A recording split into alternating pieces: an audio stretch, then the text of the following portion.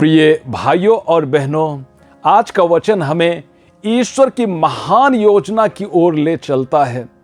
एक ऐसी योजना जिसमें विभाजित लोगों को एक किया जाता है और जिसमें एक व्यक्ति का बलिदान पूरे समुदाय के लिए उद्धार का कारण बनता है। एजेकियल की पुस्तक और सुसमाचार दोनों आज हमें ईश्वर की उस गहरी इच्छा को याद दिलाते हैं कि हम उनके साथ और एक दूसरे के साथ एकता में रहें। पहले पाठ में नबी एजेकियल के समय में इस्राएल उत्तर और दक्षिण में बटा हुआ था।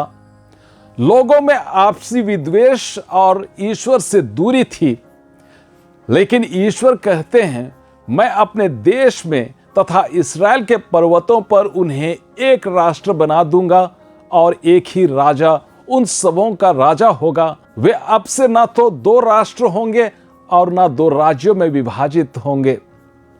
यह प्रतिज्ञा केवल राजनीतिक एकता की बात नहीं करता, बल्कि आध्यात्मिक एकता की ओर इशारा करता है। एक हृदय, एक आत्मा और एक आराधना का जीवन। यह भविष्यवाणी मसीह में पूरी होती है, जो हमारे सच्चे राजा, चरवाहे और मंदिर हैं। यह हमारे लिए भी एक संदेश है। हमारे परिवार में, समाज में और कलीसिया में जब अलगाववाद, कलह और दूरियां आती हैं, तब ईश्वर हमें बुलाता है कि हम एकता की राह चुनें। ईश्वर चाहता है कि हम उसकी एक ही प्रजा बने। मैं उनका ईश्वर होऊंगा और वे मेरी प्रजा होंगे। इसी तरह से आज के सुसमाचार में यीशु का बलिदान और सच्ची एकता को दर्शाया गया है।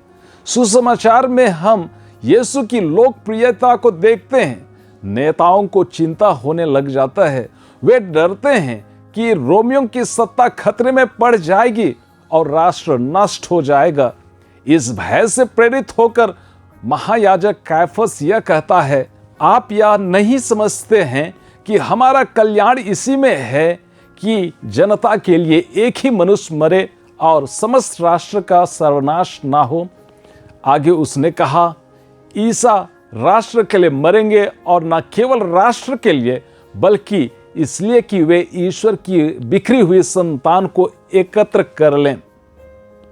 यह वाक्य कैफस के द्वारा अज्ञानता में बोला गया था, लेकिन ईश्वर ने इसे अपने उद्धार की योजना का अंग बना दिया। यीशु एक व्यक्ति के रूप में पूरे मानव जाति के लिए मरे। उन्होंने अपने प्राण त्याग दिए ताकि सब लोग एक हो सकें और पिता के साथ मेल कर सकें। आज का संदेश हम सबों के लिए है कि हम भी एकता के वाहक बने। प्रिय भाइयों और बहनों, आज के पाठ हमें दो बातों के लिए आमंत्रित करते हैं। पहला, हम अपने जीवन में जहां भी विभाजित हों, चाहे वह परिवार में हो, समुदाय में हो या कलीसिया में, वहां मेल मिलाप और क्षमा के माध्यम से एकता लाएं। दूसरा, हम भी यीशु की तरह बलिदान देने को तैयार रहें। अपने अहंकार, अपनी इच्छाओं और स्वार्थ को त्याग कर दूसरों की भलाई के लिए जिएं। जब हम एकता और बलिदान की राह पर चलते हैं, तब हम ईश्वर की योजना को पूरा करते हैं। एक ऐसी योजना जिसमें हम न केवल एक दूसरे के साथ, बल्कि ईश्वर के साथ भी पूर्ण मेल मिलाप में आ जाते हैं। हे प्रभु, तूने हमें एकता के लिए बुलाया है। हमें अनुग्रह दे कि हम अपने जीवन में तुझे केंद्र बनाकर अपने रिश्तों को मजबूत करें। हमें साहस दे कि हम यीशु की तरह अपने जीवन को दूसरों के लिए अर्पित करें, ताकि हम तेरी प्रजा बन सकें और तू हमारा ईश्वर बन सके। आमीन।